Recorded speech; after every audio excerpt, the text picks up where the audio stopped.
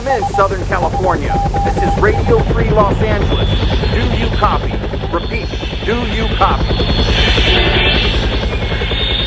Now transmitting from behind the Iron Curtain in the People's Republic of California, we bring you the voice of free men, free markets, and limited constitutional government. Welcome to citizen-sponsored Radio Free Los Angeles with President of the California Taxpayers Union, Mike Alexander, and editor of the Taxpayer Gazette, Jonathan Wilson. You bet you were on. Mike Alexander, Josh Jacobs sitting in with me tonight. Radio Free Los Angeles. My good buddy here, Jonathan Wilson, will not be here tonight. He was busy Friday, Saturday, actually several days this week, helping out with a local campaign. We got a lot going on tonight. If you'd like to be part of the show, and we'd love to have you, call us at 866-870-5752. Again, 866-870-5752. And be sure to go to californiaschoolchoice.org and contribute there, or go to RadioFreeLosAngeles.net, all spelled out, RadioFreeLosAngeles.net. You can contribute at either site. Remember, this is citizen-sponsored radio. We need your help here. It's hugely important for what we're doing. We are in an absolute record-breaking political season that started here a few weeks ago and is going to be raging for the next 13 months here. Or is it 12? We're a little bit about over 13, 12. Yeah, 12 to 13 months. Yeah, it's absolutely wild what's going on. A lot to cover for you with you tonight. We will talk here about the KRLA special event at the Pasadena Convention Center, Town Hall 2019. They had Dennis Prager there, Mark Levin, Larry Sebastian Elder, Gorka. Sebastian Gorka. I can't even imitate it, but all these guys were fabulous. That's okay, Mike. I don't mind that you can't impersonate me. Yeah, but you need to be about another octave deeper. I'm sorry, I never took up the habit of smoking, and then otherwise I would be able to do that. Yeah, well, he was a lot of fun, but the real star of the show was the audience, all of you out there who listen to this show and obviously to their shows. I would say there was about 1,000 people there. You know, actually, it was 1,700. It turned out to 17. be. Okay, Yeah. all right. I was just going to invite R.J. Beaton to call in, give us the actual numbers there, but it was followed by a VIP reception that I wasn't able to attend because I needed to get over here and prepare and be with you guys. And at 8:20 tonight. We're going to have on the show Andrew Coe, who is the city council candidate down in San Marino. He's going to tell us all about the reaction to the edition of the Taxpayer Gazette that hit San Marino here over the weekend. And believe me, they went crazy. You know, a lot of times I get questions here. Well, what are you doing? You're doing school choice? I thought you guys were taxpayer union, so forth and so on. Believe me, we are all of those, and we're not stopping any of it. It all relates. Each part of this is like a part of it. Of an organic whole. You can't treat one part of the problem without looking at the other part. And one of the major things going on in all of our cities is runaway finance. And in the city of San Marino, as you know from our previous discussions here, that is a city of a little over 10,000 people, and it's got a pension debt minimum of around $22 million. That's money over and above what they've been actually setting aside. But the Stanford Economic Research Institute has run those numbers, and they put that number as high as $122 million, on top of which they have at least $50 million worth of deferred maintenance in that city. Now, I can hear some people out there right now saying, what in the world do I care about San Marino, the richest city, or at least some of the richest residents in Southern California, maybe the country? Well, you ought to care because it is the very same problem in each and every city. They hire too many government employees. They pay them too much to do the work that they do, and then they pay them forever. They work? Yeah, well, yeah, that's it. There's lots of them that do a fair amount of effort. Yeah, they work on their computers playing solitaire and pinball. And well, I tell you, a lot of people in this world work. Lots of people in this world work very, very hard. And a lot of people work harder than the hardest working public employees. So I don't want to hear a bunch of sob stories about how hard they work. Yeah, anybody who works usually works hard.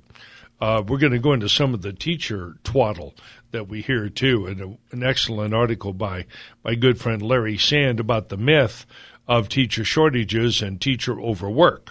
We're going to talk a little bit about that.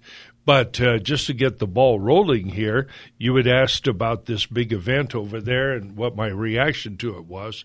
And I guess somebody from the station here did pop in. He said it was, what, 1,700? It was 1,700, yeah. Excellent, yeah.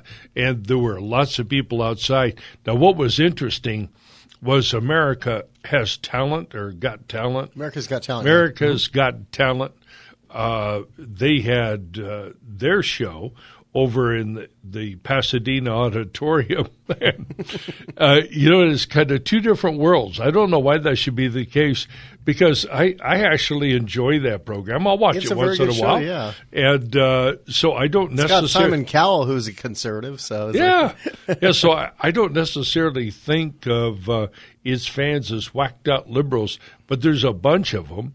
And so we were standing over there collecting signatures on our petition for school choice. And don't forget to go to CaliforniaSchoolChoice.org, click that button, and sign up to get our notices and so forth.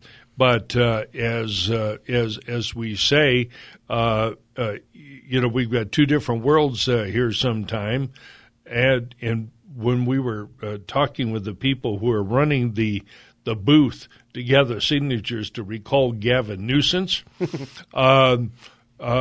they were similar. They were at the same time complaining about the do-nothing Republicans in the Senate, particularly one Lindsey Graham. And so my suggestion was that since we haven't really investigated Russia, that the Senate ought to take the opportunity to invite that old witch up there, put her under oath, and keep her there for a while, see if you can get any answers out of her. Well, apparently when I was saying that in my not-so-quiet voice, one of a Hillary supporter, kind of an older, angry woman, kind of like Hillary, and she kind of walked by and grimaced and shot me a filthy malevolent look, or at least that's what was reported to me. So there was the whole world was gathered out there, big group. Well, you were coexisting is what you were doing. That was it. Well, in any event, it was a lot of fun there. And what were the highlights of the show? Well, there were many. I would have an observation, and please don't take this as a criticism, because it's not. I was there at that event. I attended it. I enjoyed it. It's fabulous, and I know that the station will do it again next year, for sure. And you should get your tickets and go. You don't want to miss an opportunity to be there with with these eminent talk show hosts and really cultural icons in so many ways. These are real leaders in our movement. However, one thing that characterizes what was going on there is that the topic was the federal follies. The topic was Trump. The topic was Congress and impeachment. And I understand why that might be the case. But what was completely missing was California, except at the very end, when someone asked a very short, it was the morning duo, or morning answer. Morning Answer. So that's not a bad name. The Morning Duo. I'm sure there's a dynamic duo. So at any rate, those two guys are ideological competitors, but wonderful radio partners. Did a great job there answering the questions and keeping the panel moving, which is very hard with four guys who are independent personalities and run their own radio programs, obviously. But they do a great job of keeping track and keeping it moving. There was one question, can California be fixed? And the answer was, or is it just lost? And the answer was negative. I think Larry Elder said no, not anytime soon, but he has something else to say I'll come back to. Mm-hmm. Mark Levin, no. Dennis Prager, no. Wow. Yeah, for a lot of reasons, at least not in the near term. Sebastian Gorka, however, felt that it was a state worth fighting for, and I think Mark Levin did too, but he understood that people were leaving. Larry Elder's response, how to solve California's problems, and it was keep the illegal aliens, but deport the Democrats. So Larry was on the top of his game this afternoon. Actually, I like that. Yeah, it's great. Well, I've said that for many years, not quite like that, but I'll take my chances with those folks here from other country, despite all their bad habits and so forth. At least we got a chance of working it out with them. However, when you're talking about the left or the Harvard faculty types, you're never going to work out anything. No.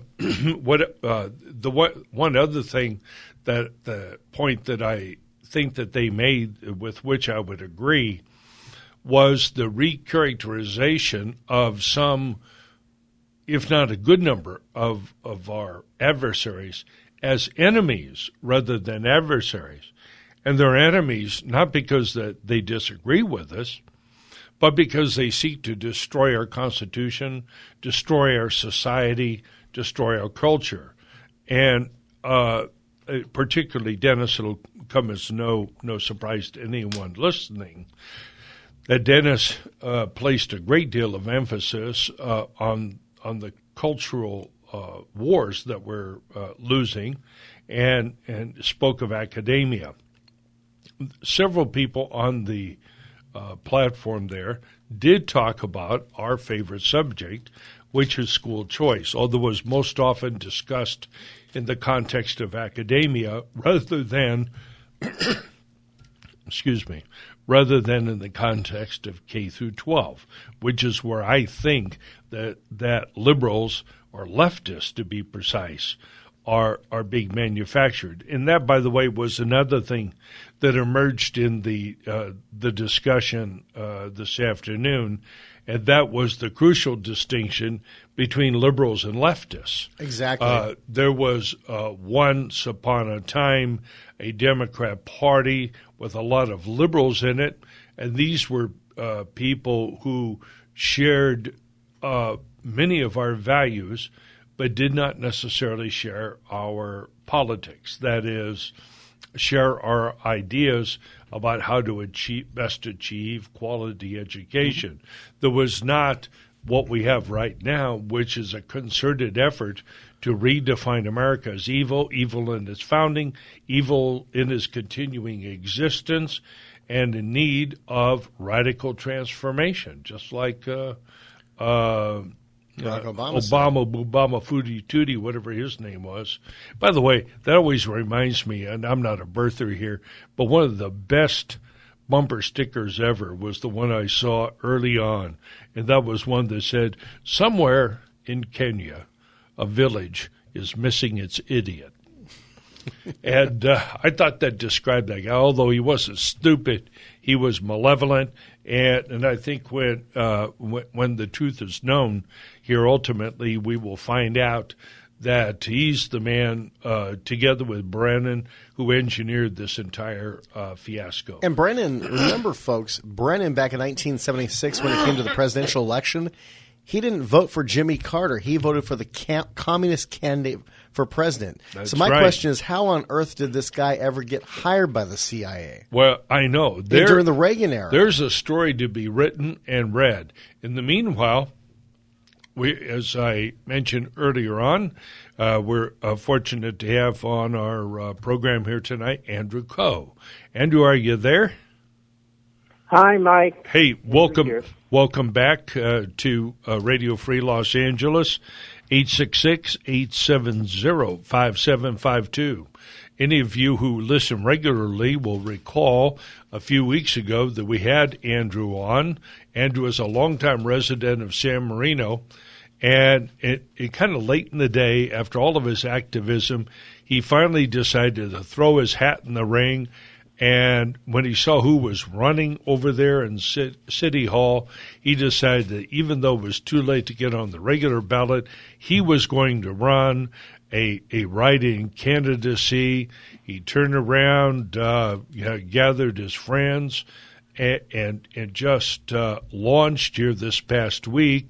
And at the same time, we worked to put onto every porch in San Marino a copy of the Taxpayer Gazette, San Marino Election Edition, talking about the fiscal difficulties that being confronted by San Marino, which is a big part of Andrew's platform. So, Andrew, if you would, tell us what the reception has been for your candidacy.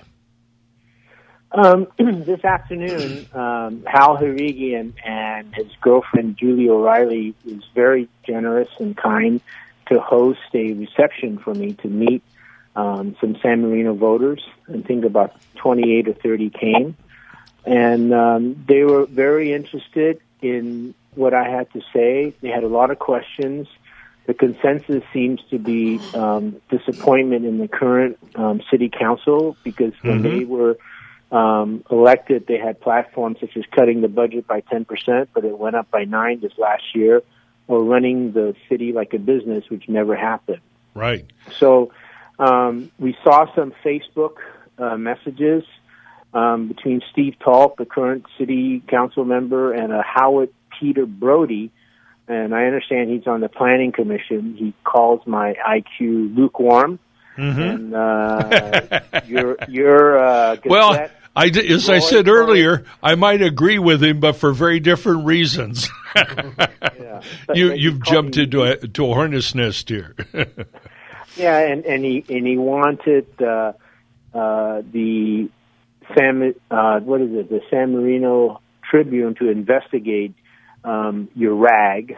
Yeah, Taxpayer Gazette, because he thinks that there's a FEPC violation. Oh, they probably do. And then it's interesting because they mentioned about outside money and how you're from Pasadena to South Pass, but they never questioned your support of Ken Udi or the other council members the last election, or even this Corey Barbieri, who ran for the school board, because you were behind him, and I think because of your activism, they were elected. I mean, you sent out emails and all that other stuff. We did. We had him on the show. We had Ken Udi on the show early on, shortly after his election. The other, I think the two ladies, I've forgotten their names. Gretchen and Susan. Yeah. And we'd helped to endorse them, all three. And, of course, when we did endorse them, it was on the same platform that we have right now, which includes, most importantly, getting the city's arms around this pension bomb that's going crazy in the city of San Marino and every other city in Southern California.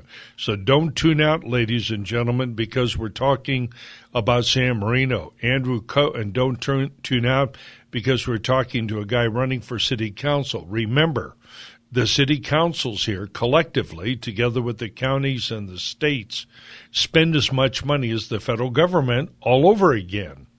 And these decisions about these pensions, the contracts that are entered into with these overpaid public employees, those contracts are entered into at the municipal level. Those positions are created by city councils. You've got to. What was the reaction, Andrew, to the Gazette in this sense? Not the Gazette, but I mean the issues raised there. Did they seem to be aware of these problems, or was there relative lack of information? At the reception today, the comments are very positive. And people said that, they're facts. They're not made up, but in the Facebook messages, it kind of went over their head because they never addressed it.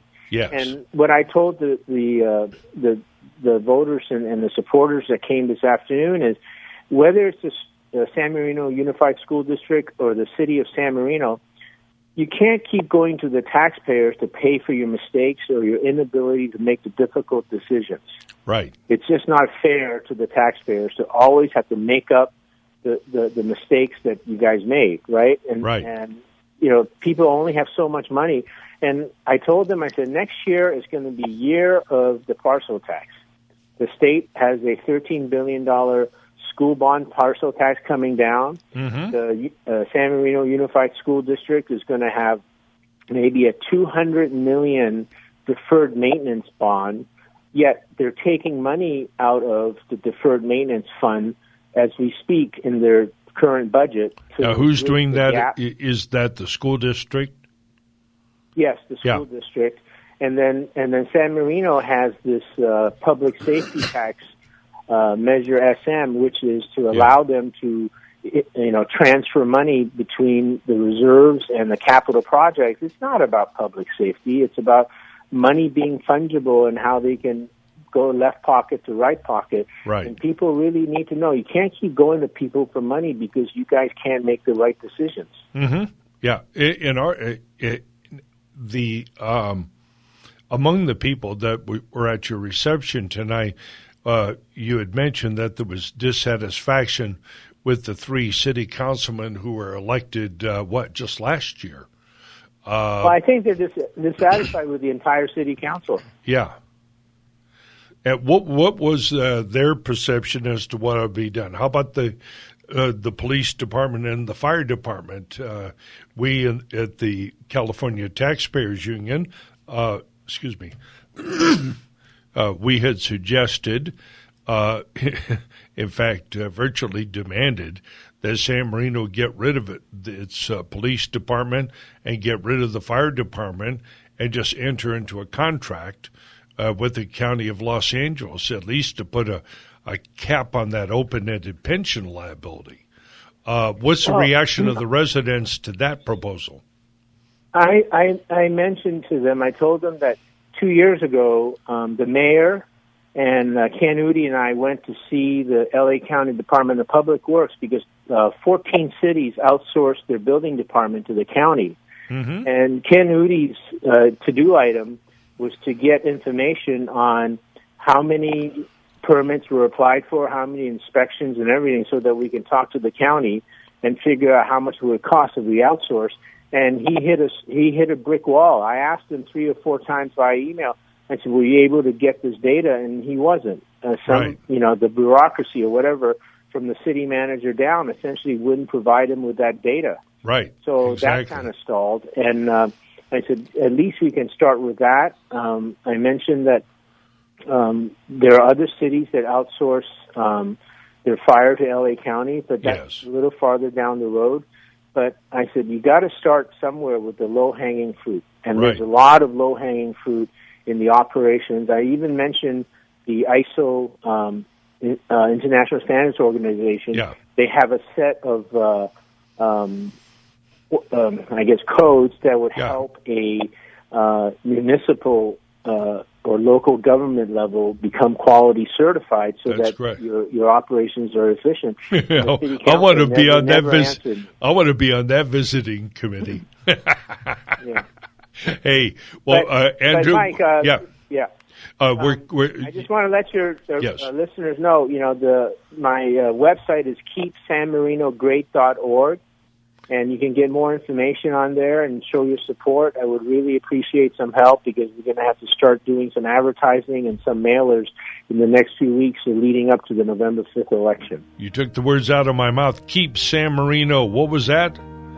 KeepSanMarinoGreat.org. KeepSanMarinoGreat.org. Andrew Ko, thank you for coming on. Good luck to you in your campaign. And this is Mike Alexander. Josh Jacobs back with you after the break as we continue with Radio Free Los Angeles.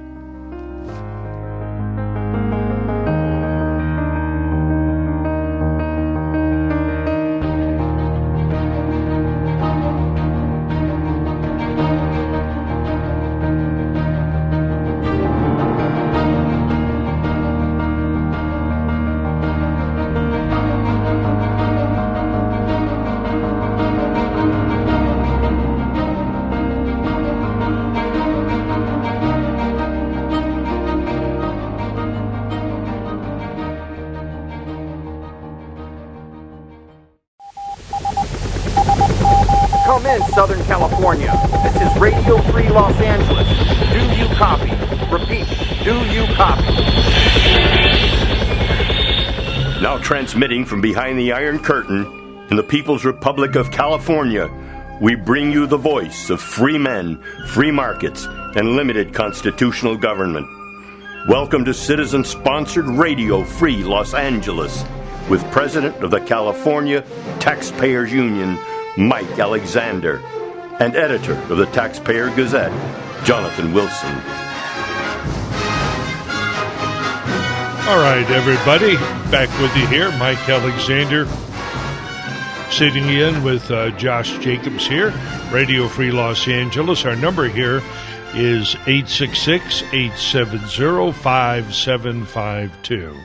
And remember, this is listener and citizen-sponsored radio, so please go to CaliforniaSchoolChoice.org or RadioFreeLosAngeles.net, all spelled out, all lowercase. Go there, become part of this program, and make sure that we know who you are. I can't tell you how many people were so excited there today about school choice. And, you know, just to go back to today's conference just a little bit, Larry Elder was the guy who spoke most forcefully about the importance of school choice for the Republican Party. Now, we here at School Choice, of course, we are nonpartisan. It's a nonpartisan effort. In fact, as I've said many, many, many times, the people who will pass this initiative ultimately are Democrats, small d Democrats, not the professionals with a capital D behind the name, not the nutcase professors or corporate employees or West Hollywood and West Side groupies. That's not going to happen. It's going to be the average Democrat family who has to live inside the system, who is going to vote for it. And Larry Elder could not have been more eloquent in articulating a position I have often, as you know, articulated, and that is a natural issue for the Republicans. The public schools are controlled by left-wingers, by the left, by the Democrat Party.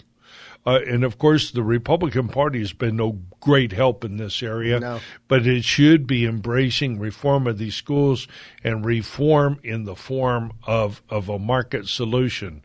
This is something which is pure conservative, not necessarily Republican, but as sure as conservative. Well, it was a couple weeks ago, there was a survey that came out. I forget who did the survey, but they asked Democrats and Democrats only, yes, do you support charter schools? Mm-hmm. Now, in that survey, they broke it among ethnicities. Mm-hmm. 52% of blacks, 52% of Hispanic Democrats favor charter schools. Right. Only 35% opposed. Now, among Democrat whites, right, you could say that they don't support it. They actually oppose it, like 67% oppose charter schools. That's right. So, you know, because those Democrats are very aware and they understand what the implications of school choice are for the electoral prospects of the party. Oh, yeah. They understand that controlling the schools means controlling over or almost one half of the California state budget. It means controlling hundreds of thousands of school teachers and public employees that can then be harnessed in support of their favorite left-wing candidate or proposal. This is quite simply, the most systematic, largest political operation ever put together by anybody outside of the Soviet Union. In fact, I dare say the Soviet Union was the role model in putting this thing together. It's been extraordinarily effective, and I submit to you, ladies and gentlemen, that it is the K through 12 system and not illegal immigration or even the whack jobs in the media that are moving this country to the left. It's happening in K through 12, and that's why we have to take our children back. And taking the children back means taking the future back. It's in these textbooks that rewrite history or ignore history from the past. Right. For instance, a lot of people don't know this, but there were great African Americans in the Revolutionary War. There was a book written in 1855 called The Colored Patriots of the American Revolution by William Nell, an abolitionist. Right. And Harriet Beecher Stowe, the author of Uncle Tom's Cabin, gave a foreword to the book. Now, if you want to read that book, it's for free. It's a public domain book. You can just find it at googlebooks.com. Type in that title, The Colored Patriots of the American Revolution, and you'll be able to find it. And it gives history that is not taught in schools anymore. That's right. And now, if that's being ignored, what else is being ignored out there? Everything. Well, in fact, they're ignoring the truth about things, but teaching things that are absolutely untrue. Which reminds me, I have a friend for whom that is his favorite topic, and that's Brent from Los Angeles, who's on line one. Brent, how are you this evening? Great. Hi, Mike, and hi, Josh. Hey, Brent, Happy New Year, by the way. Happy New Year to you.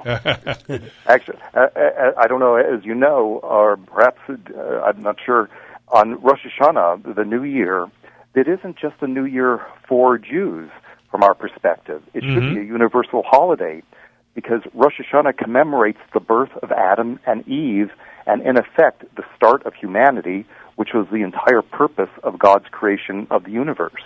Yes. So, Happy New Year to all of you. And thank you for that Jewish perspective, Brent. I understand from the notes here that you were also at the town hall this afternoon. Although I missed you, I didn't see you. Yes, I'm sorry. Big crowd. Yes, it was about 1,700 people. Yeah, and it was. And it took me I got there on time, but it took me a half hour to find a parking space. The entire city was backed up with parking. I used to work at the Civic Auditorium as an usher many, many years ago, and we parked in the parking lot of the hotel there. But yeah, it's a pretty difficult place to find parking around there. Definitely. I did the smart thing. I live and work in the area, and so I just asked my wife to drop me off and pick me up. But I was lucky. So, what were your impressions? What's on your mind? What do you want to say tonight? Yeah, well, it was wonderful, and the two speakers I did want to bring up, as you brought up, Larry Elder and Sebastian Gorka. Everybody was outstanding, but the pessimism of Mark Levin and Dennis and Larry as to the future of California, and only Sebastian Gorka, which is the new immigrant to America, recognized the greatness of America. And what do you mean you're not optimistic for California? Right. We'll do to California what we do to the rest of the world. We have to reach out to it. Yeah. And what Gorka alluded to was that 235, 40 years ago, when we undertook our own revolution, we were facing something arguably much more powerful even than the left in our own country, and that was, in relative terms, and that was the British Empire and the Crown, and the unquestioned assumption within American society that the Crown's claimed that the Crown's authority could not be challenged, because to do so would be to actually place yourself outside of lawful society. And so when we drafted the Declaration of Independence, a tremendous amount of work was done by the lawyers, not just, of course, by Jefferson himself, but the whole committee of people worked on this, knew that they had to lay a foundation for challenging the royal power, and they had to show that it was no longer legitimate. They had to delegitimize the British crown, and they did that by talking about the natural law. Not that they invented it, but they were there to put it to good practical use and to show how the British crown had lost faith, had broken faith with the American people, and now it was our right and indeed our duty to set aside those bonds, right?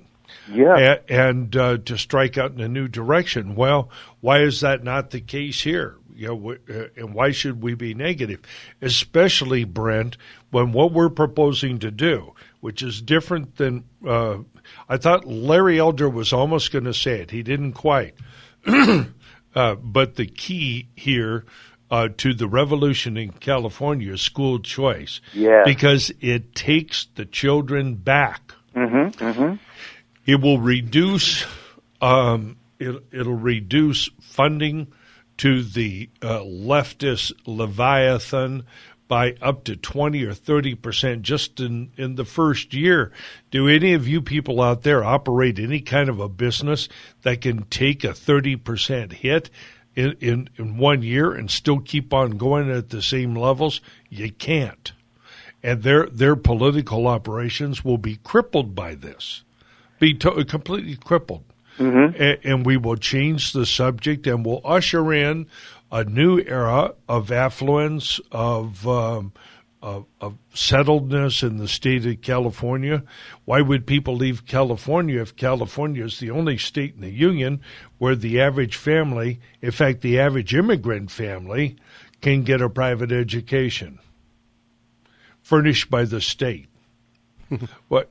Why does that not result in immediate reversal of the population loss here in California? Well, I think it would. But I think you brought up the idea of kings and how our original revolution was against, in effect, the divine right of kings, which is this America.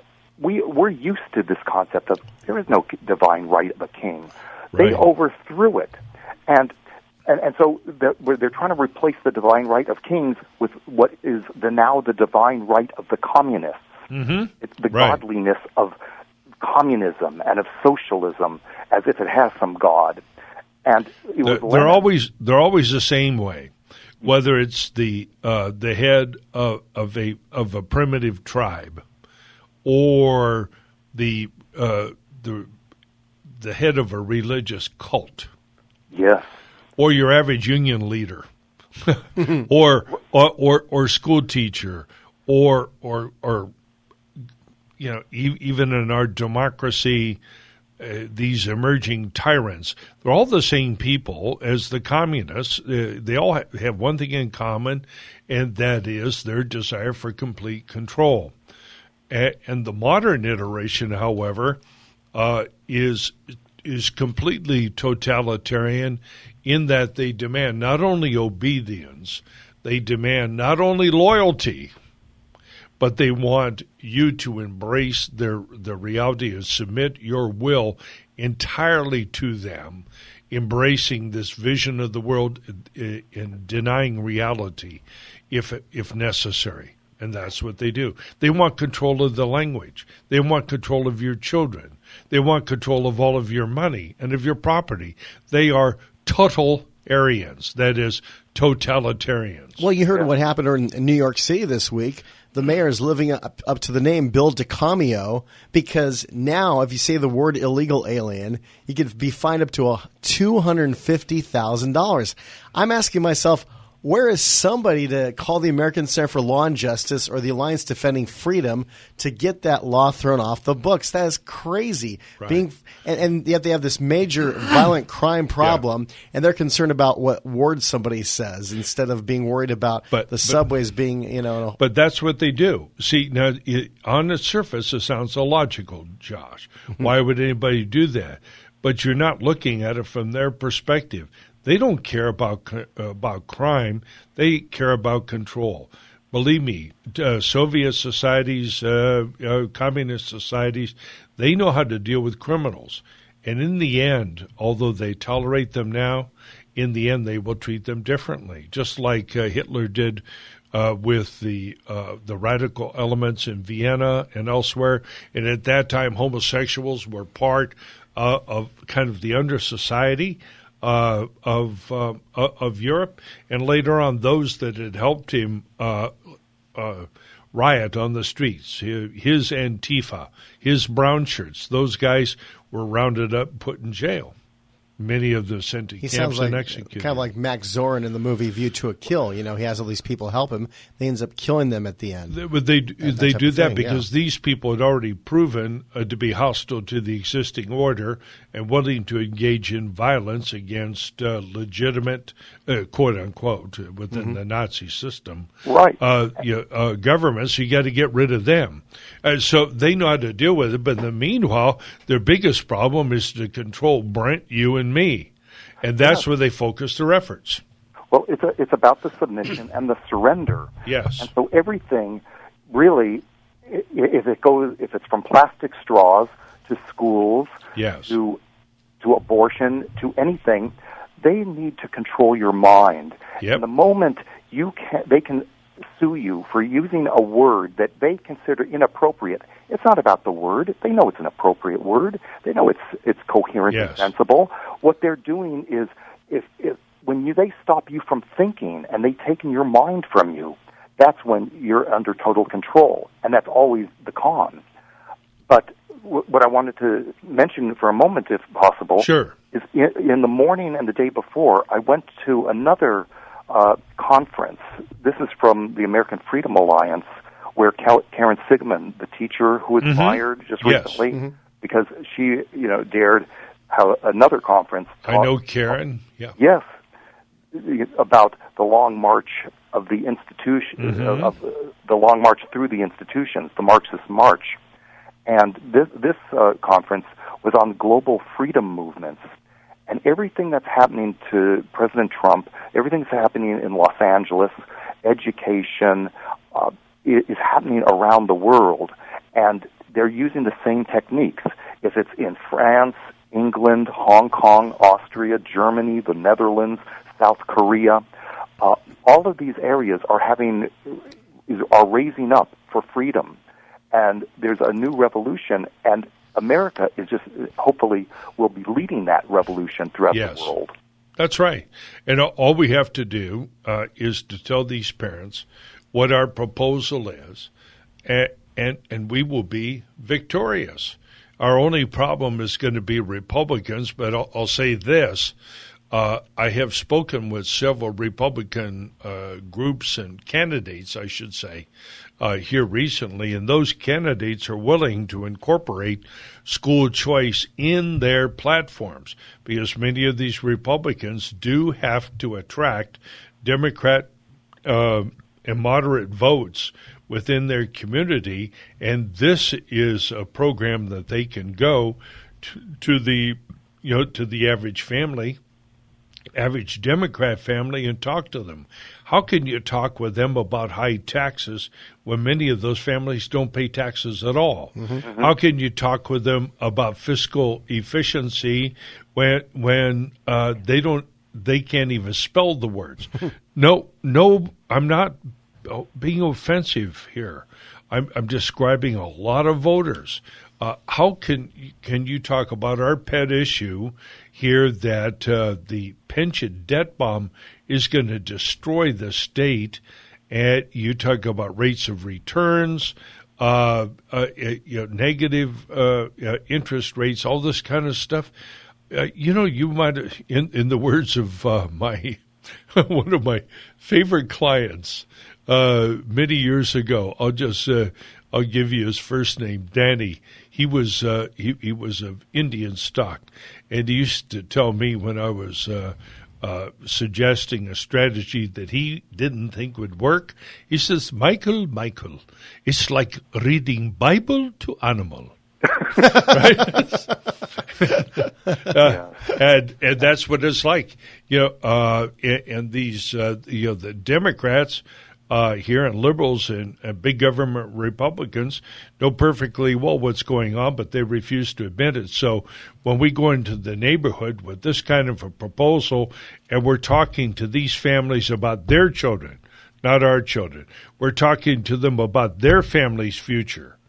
We're talking to them about their economic opportunities and showing them by working with us, we can all pursue our own way in this world, and we can win. And most of these people, only dream of a private school education. Can only dream. Go ahead, Brad. I think what we have to try to keep pushing is, again, the heart element of we're selling freedom and independence, because the left, yes, the people coming from the left are not poor enough that they have to consider where is their next meal coming from or their rent check. They're affluent leftists, and they have all the benefits of this culture, and they're destroying it. Had they not the proper affluence that we afford, yes, they wouldn't be able to be on the front lines. That's right. And so rather than selling just the funding, of course we have to talk money and finances, but we have to talk about this is freedom and this is independence. That's and when right. they take it away from you, do you think you're going to have anything? Do you think they'll leave you with a penny? No. They don't stop taking. No, they never do. They are. And you got Beto ramping it up. Oh yes, we're going to take your AK-45s. Yeah. This guy, none of the, these people are all out of the closet, and I'm not referring to their sexuality. I'm referring to their politics. They're out of the leftist closet. They're out of the totalitarian closet. They are in our face. They've grabbed our kids, and ladies and gentlemen, how in the world do you think we can take anything back in this country if we don't take our kids back first? Take back their hearts, minds, and souls. They are the future. By definition, they are the future. And if we have political proposals that do not include doing that as our first priority, then we labor in vain. Didn't Vladimir Lenin teach us that give me your children for 5 years and I'll give you a communist? That's correct. Was it Lenin who said that? Yeah, it was Lenin. He said that, and Hitler might have said something like that, maybe a little closer to that. I have the quotations. I've read them on the air before. I'll dig them up again, but it's clear. And Thomas Jefferson even warned us: the government that has the right to give you everything also has the right to take everything. Does. And then there was somebody might even have been a Jesuit, which is you give me the boy and I'll give you the man. That's what happens in our society. So they go to school, they're taught by left wingers. They're taught about government. They're taught about history, the various and sundry lies that pass for history. And then we wonder why when the kids get out, suddenly at age 18, we expect them to think and act and vote independently. Well, they've never had a critical thought in their lives. Yes, but this is why I think we have to get the fear factor out of tyrants go after the children first. And we just saw a wonderful example of that with a little girl named Greta, who is an abused child who has a whole phalanx of adults behind her, supporting her, and telling her to go up on stage and lie to the world. Right. She's an abused child, but she's just one example that child shields, human shields. Yes. They're so good at propaganda that we're sitting here talking about that goofy little witch, like she has something to say. So they come up with the awfulest propaganda, and they put it in the mouth of a very odd-looking young woman. In fact, I think there's something wrong with her on top of her ideas. Well, she's very legalistic is what she is. Here's something a friend of mine posted on Facebook. It's kind of a million kids want to clean up the earth. A million parents wish they would just start with their bedroom. Yeah. No, Amen to that. But we can't go after her. She is a child, and we have to recognize she's an abused child. She is. She's the kind of person that the Vietnamese, when they would shoot down our soldiers, they'd beat the hell out of them, and they'd have them say things. That's right. And so, in effect, that's what that's about. Hey, Brent, if you're hearing the music as I am hearing the music, you know this is the end of our half hour and the end of a very pleasant conversation with you, Brent. We hope you and you'll call us back again soon. Sure. For the rest of you, we'll see you after the top of the hour in the news. And don't forget, in the next half hour, we're going to have our most popular feature, the Government Grifter of the Week Award. Mike Alexander, Josh Jacobs, back with you after the news break.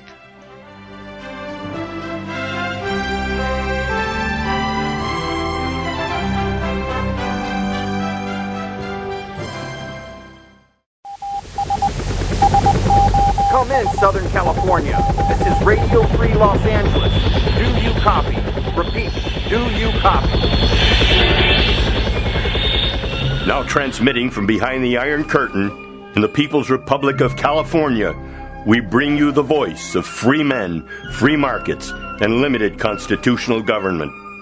Welcome to citizen-sponsored Radio Free Los Angeles with President of the California Taxpayers Union, Mike Alexander, and editor of the Taxpayer Gazette, Jonathan Wilson. Hello, everyone. Back with you, Mike Alexander, Radio Free Los Angeles. Our telephone number here is 866-870-5752. We hope you'll call in and be part of our program as we continue our discussion here tonight. Jonathan Wilson is off tonight, but I do have Josh Jacobs, who does producer work here for our program, and a wonderful job of it. Thank you so much. Mike. I appreciate that. Yeah. Just to let the listeners know, I'm not the running back from the Oakland Raiders. Yeah, that's right. Yeah. If he were, man, he wouldn't be here hanging here with me tonight. But we're both having good days. Of course, he probably gets this really good meal after the football game. I had Del Taco today, so. Yeah, exactly. You're moving up. All right. There's so many things going on here in the state, and I want to keep you informed here. Many people have placed their hopes in these charter schools, embrace the future. They think that's what it's going to be, but these charter schools are just about dead. AB 1505 here went to Governor Newsom, and he announced his intentions to sign this new bill, and it's the first major overhaul to the charter schools law since it was enacted 27 years ago. Well, yeah, you might say, oh, this is great. They're really focused on quality education. This is going to kill off the charter schools because AB 1505, as it says here in this article, hat tip to California Globe, and I don't know who the author of this article here is, but whoever you are out there, you did a good job, and we want to thank the California Globe here. AB 1505 empowers communities to consider the fiscal impact of new charter schools on existing schools in the neighborhood, increases accountability and transparency for all charter schools, and ensures that high-quality charter schools continue to thrive. Oh, yeah. So they're What about the fiscal responsibility for the public schools? Right, exactly. We're not talking about that. As a matter of fact, Josh, you and I and our audience, we are going to make them accountable in the future to the customers, not to you and me or some phony committee or some goofy accreditation committee somewhere that keeps lowering the bar. In fact, do us a favor right now. Go to CaliforniaSchoolChoice.org. That's CaliforniaSchoolChoice.org. Sign the petition there. And then tell all your friends, sign that petition right there. We want to get your names there because we want to circulate petitions for 2022 to get school choice in order to counteract that bill that the governor just signed. You're going to do it, and there's a half a dozen other bills right behind them, sponsored by the usual suspects, all supported by the California Teachers Association, of course. And these bills would cap the number of charter schools in the state and limit the ability of charter school organizers to appeal anti-charter decisions by often union-controlled local. What do you mean often union-controlled local school? How about always union-controlled local school boards? Taken together, says the Charter Schools Development Center, these and other union-sponsored bills signal the union's intent to cripple California's charter school sector. Hey, let me tell you, pal, it's no longer a sector. It's a graveyard. And if you don't pass school choice, you're not going to have your charter schools. If you work with us to pass it, then you're going to have very successful charter schools, or you might even decide to reincorporate those wonderful charter schools that you have as private institutions. Boy, Franklin Delano Roosevelt was right. Public sector unions are a big mistake. That's right, they are. Hey, speaking of which, big mistakes here, Dave from Whittier is going to tell us about one or two. How are you this evening, Dave? Are y'all signed up with us now? Hello, sir. I'm going to. All right. I tell you what, one of these days when I sign off as my party gift, you've got to sign up and give me $2. That would be wonderful. To quote Dave Starsky, do it. All right, what's on your mind this evening, David? Okay, several years ago when I was called to jury duty, I spent a little time while I was waiting for whether or not I was going to be chosen, and there I am in the room, and there are these computers over on the left-hand side, for anybody to use, so I decided to do some research, continue some research. I have 2 volumes of solid Lincoln's writings. I have 1 volume of Washington's writings, and I remembered, now this was when the removal of the Jefferson statue and all that was going on. Yes. So I remembered that some time ago I had read in Lincoln's writings that he said that George Washington actually wanted to end slavery. So I decided to do some research from that. So I found a passage where he said that. Then I went to the index in the back of Washington's writings and looked up Washington, slaves, and I found some wonderful, awesome information. And I wonder how many students from age 5 to K to 12 know that George Washington literally banned slavery in the Northwest Territories, the newly acquired Northwest Territories, when he was president. And I found more. I found something absolutely incredible, Mike. Mm-hmm. I found George Washington saying to De Lafayette. Now, for all you history buffs and all you great listeners out there, know something about De Lafayette and George Washington. They were close friends. And you see that in his writings. So I find in George Washington's writings a letter from De Lafayette. The Marquis de Lafayette. Yes. So what he said was that it was the letter from George Washington to Lafayette. He okay, said, got it. What did it say? My dear De Lafayette, I know how you spoke to me before about the emancipation of the slaves, how you want the emancipation of the slaves. And next time I talk to you, I want to show you my plans for that. There you go. It's absolutely incredible. They don't teach it because it's inconsistent with their emerging narrative. They need it to be racist. They need us to be defective in the founding from the beginning. Dave, exactly. I want to thank you for bringing that to our attention. Got a couple of other callers waiting here. Next, we have John from Culver City wants to talk about schooling. How are you this evening, John? I'm real good. How are you? I'm almost kind of scared to say I listen to you guys, but I listen to you every Sunday. You guys are great. Well, hey, thank you very much. What's on your mind this evening, John? Yeah, well, I see a lot of waste in the public schools, being a physical educator for 34 years. Oh, yeah. And equipment that just gets trashed by somebody. I work in a very rough school in South Los Angeles, if I can say that. I don't want to mention the name, but and I have between 70 and 80 kids per class. Wow. So it's kind of it's pretty much just crowd control rather than teaching. You know what I mean? Yes. The way the behavior these days is. But you guys hit the nail on the head with school choice, man. Yeah, that's what we need, I think. I couldn't say that in the teacher's lounge. I'll tell you that. Right. Yeah. It's our only chance. Let parents make these decisions, create different schools in these areas where they'll be safer. There'll be neighborhood schools, and quality teachers like yourself will have new opportunities to excel professionally, or to even participate in the ownership of a school, whatever. People will come to you because of the solutions that you offer, and the disruptors will no longer have the right to disrupt your classroom or your school. You can get rid of them and make quality education for other people. Yeah.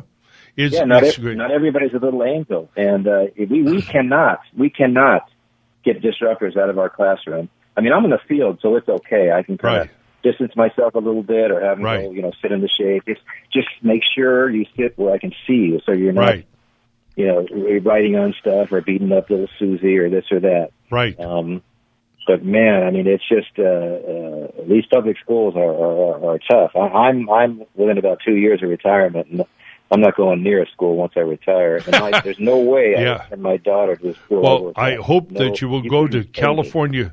I hope, John, that you will or already have gone to CaliforniaSchoolChoice.org and signed up. Show me your support for this. And if you got $1, $2, $5, or $10 or $20 a month, add it on to there, because that'll help us spread the word as we approach our higher net worth contributors, who are the ones who are going to give us the big money.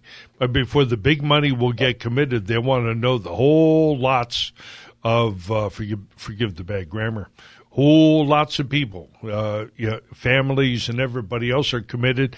Then I can get their commitment. So with your commitment, I can get theirs, and we're already seeing significant support in every way, including financial, from public school teachers who know the problems we're talking about. Well, you have mine. I got a few bucks. I'm at the top of the pay scale, so that's pretty good. Do it, man. Go there. Hey, John, we hope to talk to you again sometime in the future. Thanks for listening. We do appreciate it. Next up, we have Mike from El Segundo. This got to be, as I recall, you're Jewish, so we should wish him a Happy New Year, too. Happy New Year, Mike. Right. Happy Rosh Hashanah or Lashana Tova Tikatevu, exactly. Well, yeah, that's what I was going to say. All right. How are you? How are you this evening, Michael? Good. Great. Doing okay. I'm doing okay. I want to alert you and the audience to a bill that's at Governor Newsom's desk right now for signature that really needs to be vetoed, and that is Senate Bill 268. And what Senate Bill 268 does is it repeals some of the protections for voters and taxpayers in the state election law. And it repeals a requirement that the maximum interest rate that could be paid out on the bonds be disclosed in the actual ballot statement itself, where people mark how they're going to vote. Right. You know, that short statement, and under current law, is required to give the maximum interest rate and also the maximum duration. How many years? Is it 10 years, or is it 40 or 50 years, the bond? Yeah, and thank you, Michael, for pointing that out. As you know, not to interrupt here because I want to hear the rest, but as you know, we've had, Richard Michael here, and Big Bad Bonds and other people BigBadBonds.com. have challenged a number of these bond issues because of their failure to comply with that, and there's probably a whole raft bond issues out there that could be challenged and even set aside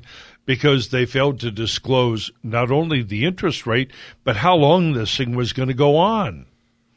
That's right. So this terrible bill, this Senate Bill 268, not only repeals the maximum interest rate, it also repeals the requirement to state the maximum duration, how many years the bond will have to be paid by the taxpayers.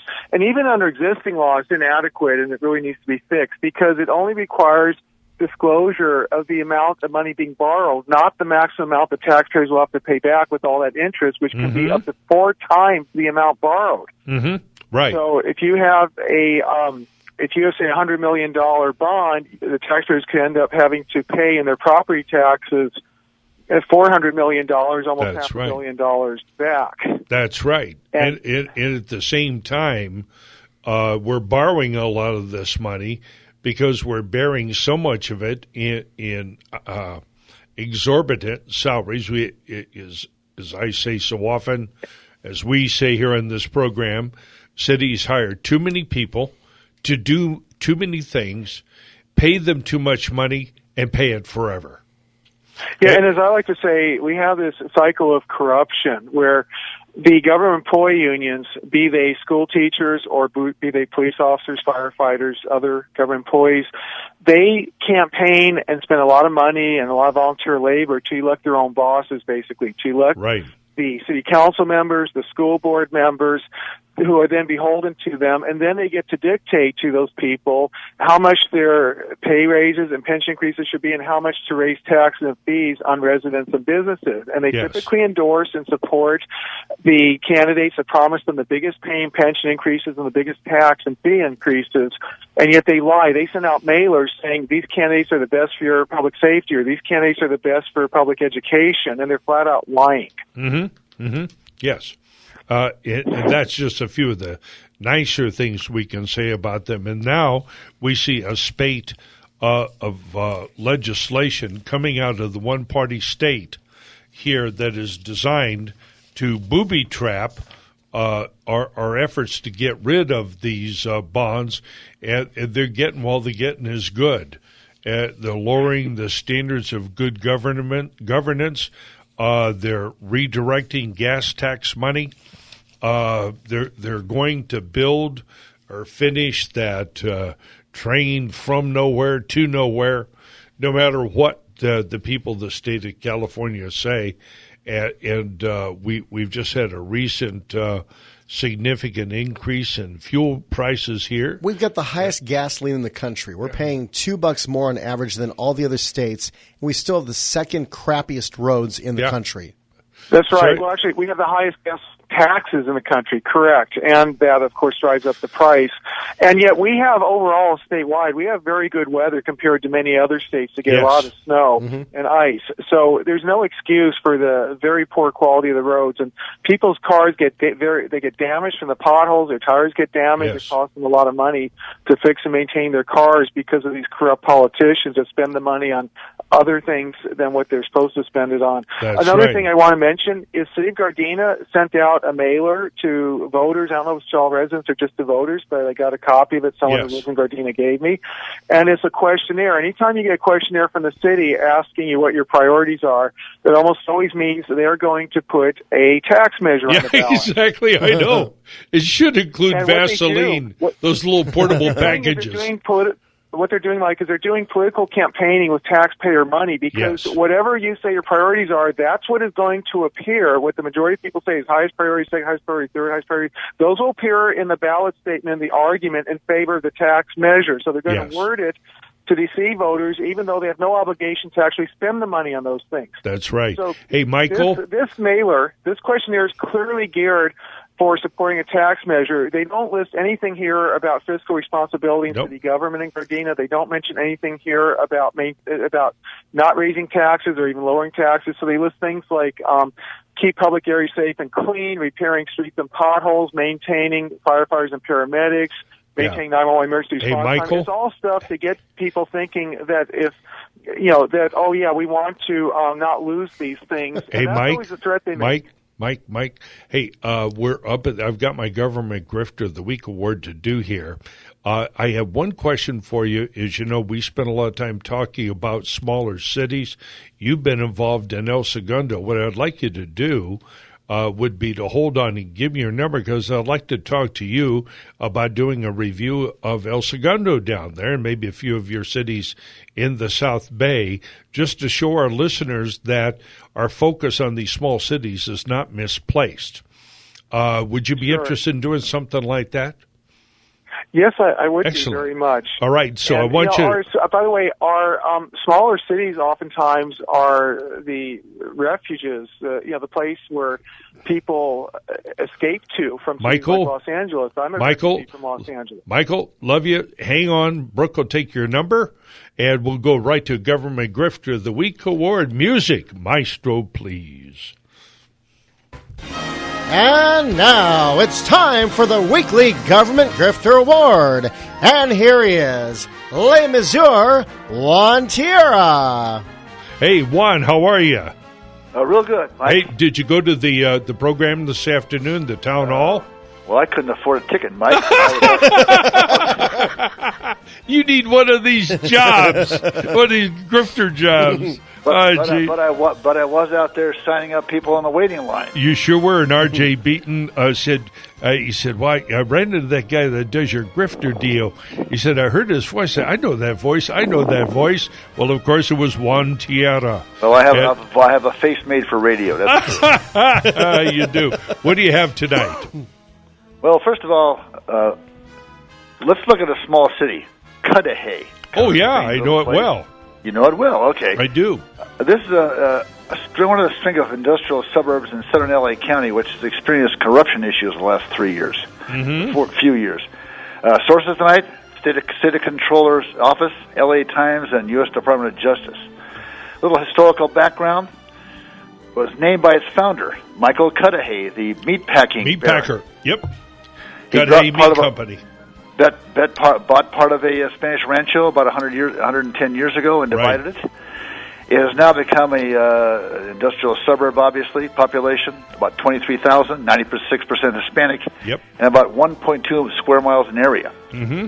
Now, about 5 years ago, a state audit revealed lots of bad things were going on. Lack of financial controls, misuse of credit cards, bank accounts not being reconciled. As a result, the state controller ordered the city to repay $22.7 million in redevelopment money. Aha! At the same time, your friendly FBI charged 3 city officials with bribery and extortion. 4 minutes. They all pled guilty, and they are tonight's nominees. Number 1, Mayor David Silva. Oh, yeah. $50,000 bribe from the developer in exchange for the sale of city property at below market price. Oh, that's downstream here, he took $5,000 from an individual as a bribe, seeking to get a license to open a legal cannabis dispensary. Okay. At the same time, City Councilman Osvaldo Conde participated in the same kickback scheme from the same guy to the tune of $5,000. Wow. Not to be outdone, Chief Code Enforcement Officer Angel Perales received another $7,000 from the same guy, pot shop guy.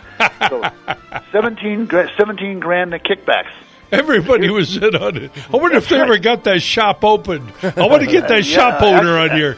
Actually, they did, and here's the reason. Yeah. The kicker is the guy who applied for the license became an FBI informant. Ah! Didn't you say busted? I love it, kid. You say busted. Not only did he get his 17 grand back, he got his shop opened.